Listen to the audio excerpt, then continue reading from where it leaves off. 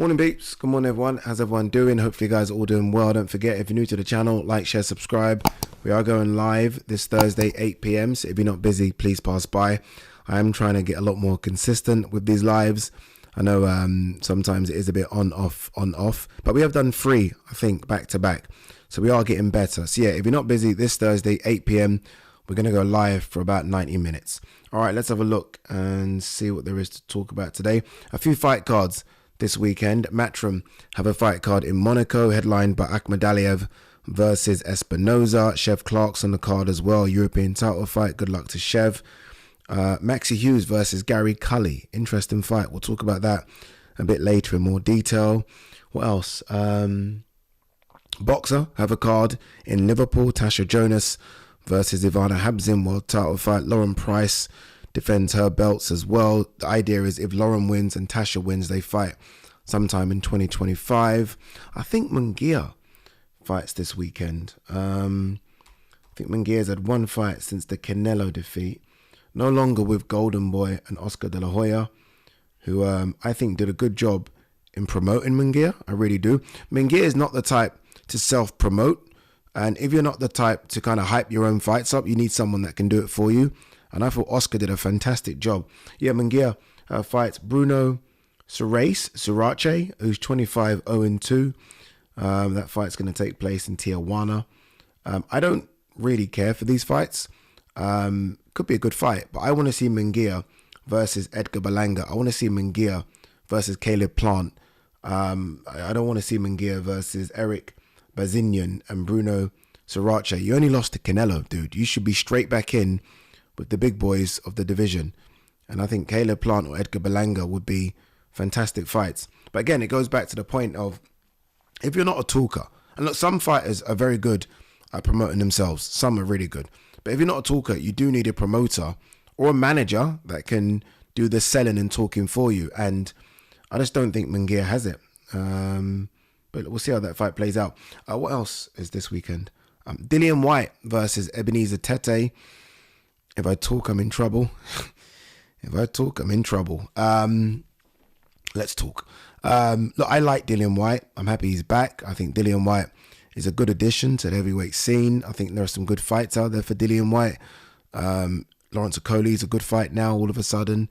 The trilogy with Derek Chisora is a good fight. I think we'll all want to see that. I do not care about Ebenezer Tete. I'm sorry. I've watched quite a few of Ebenezer Tete's fights. I mean, one of his fights is, I think it's on YouTube. Go and watch it. His last fight. And just go and watch it. Just go and watch it.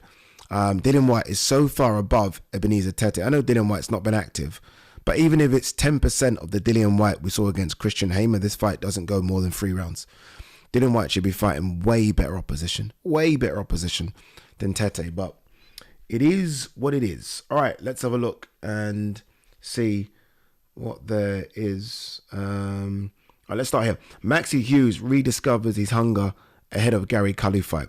This fight was supposed to happen about 1.5 years ago.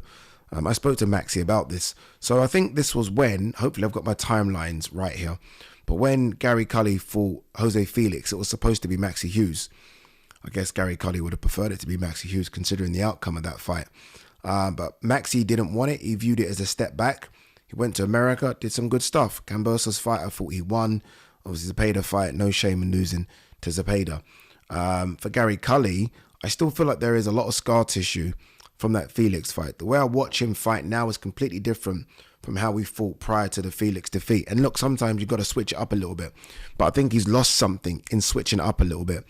Hopefully, though, it's been 2 fights since that defeat. Hopefully now we get to see a bit of the Gary Cully of old mixed in with the defensive-minded Gary Cully of new. So you kind of need a bit of both. I think this is a tough fight for Gary. I think Maxi's got a lot to offer. Again, look, he arguably beat Kambosos. No shame in getting blown out by Zepeda.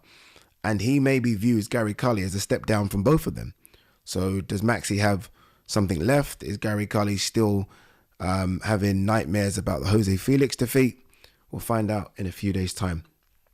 Manager making case for Manny Pacquiao to challenge Mario Barrios. There is no case to be made here. What are we doing? Manny Pacquiao hasn't fought since Yordenis Ugas, August 2021. Like, what are we doing? There's literally no case to be made.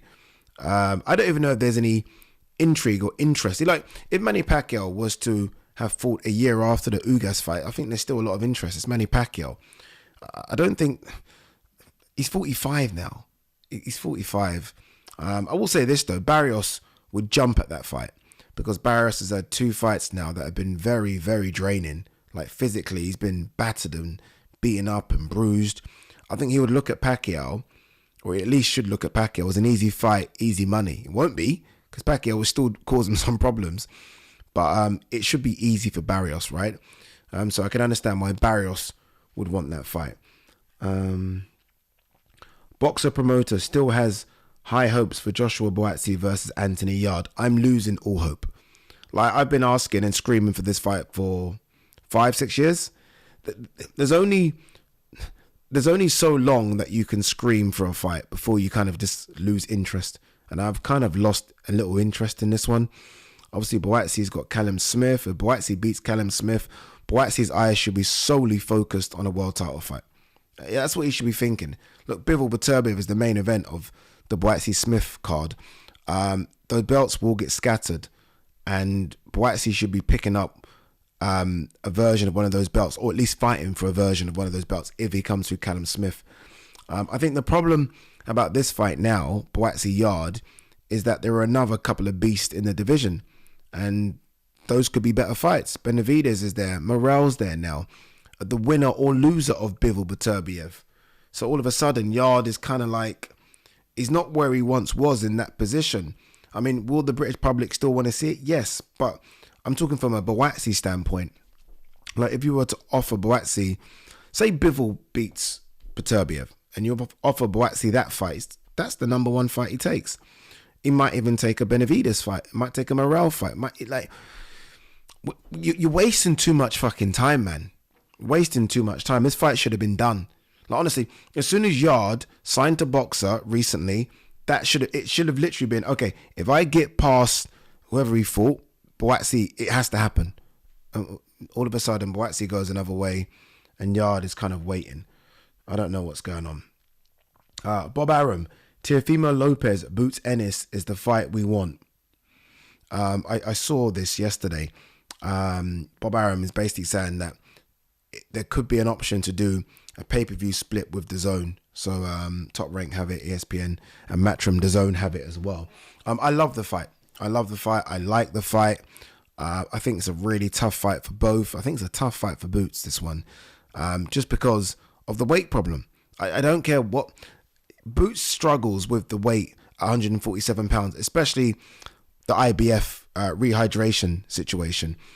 If it was any of the other sanctioning bodies, then okay, cool. We can kind of walk into the ring whatever he wants to walk into. He can rehydrate on the day of the fight whatever he wants to. Obviously, the IBF have their restrictions, and I think this is a bit of a problem for Boots. For Teofimo coming up, this won't be a problem at all, although Teofimo is pretty big himself. Teofimo always seems to rise to the occasion, doesn't he?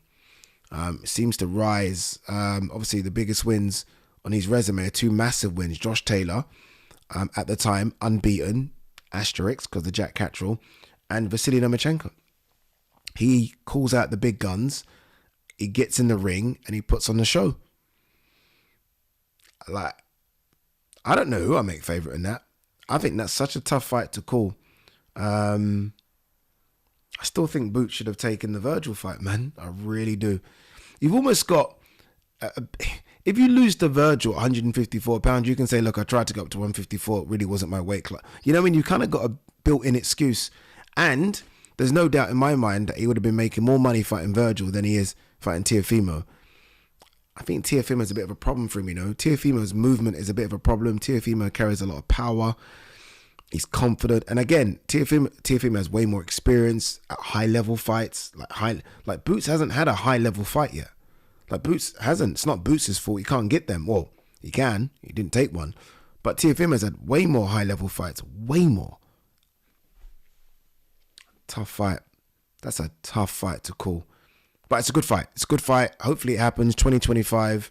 Teofimo would 100% take that fight. So again, it comes down to Boots for me. It comes down to Boots. Boots has options though. Look at the options in front of him. Virgil Ortiz, option. Teofimo, option. We don't want to have those options and then he runs into a unification fight with Brian Norman, Stanionis, or Barrios. No disrespect. We don't want that. Let's see. Frank Warren wants Janibek, Alam Kanuli, Denzel Bentley 2 in Britain. Yeah, I can't see why Alam Kanuli will say no to that. I mean, didn't he travel to Australia for his most recent fight? He'll travel. He won't have a problem in traveling. Good luck to Denzel if that's the case. I thought Denzel might. I mean, look, February 22nd isn't far away. I thought if you're Denzel, I think it might be a good idea just to kind of hold fire a little bit. And if Hamza beats Carlos Adames, I think Hamza would fight Denzel Bentley. In the UK, I think it'll be a big fight, world title fight, 2 Brits. A little bit of needle between the two as well. I think that's what you do. But, I mean, it's even bigger if Denzel can fight Alam Kanuli and win. I mean, it's a big ask, but he put in a good performance last time out. I just think Alam Kanuli looked really good in his most recent fight, so I don't know. Eddie Hearn hails Floyd Scofield's quest for greatness against Shakur Stevenson. Yeah, it is. Like, you're going for it. He needs to be applauded. Whether or not we say he's ready or not, he needs to be applauded for taking the step up. Let's see what you got. You lose, fine. There's no problem in losing. You lose, fine. What's the issue? You come back again and have another good fight. Especially if you lose and you look good, you get another opportunity. Obviously, look, if he gets smashed, then, I mean, everyone's going to point the fingers at everyone, right? Oscar's going to say, I told you not to take the fight and blah.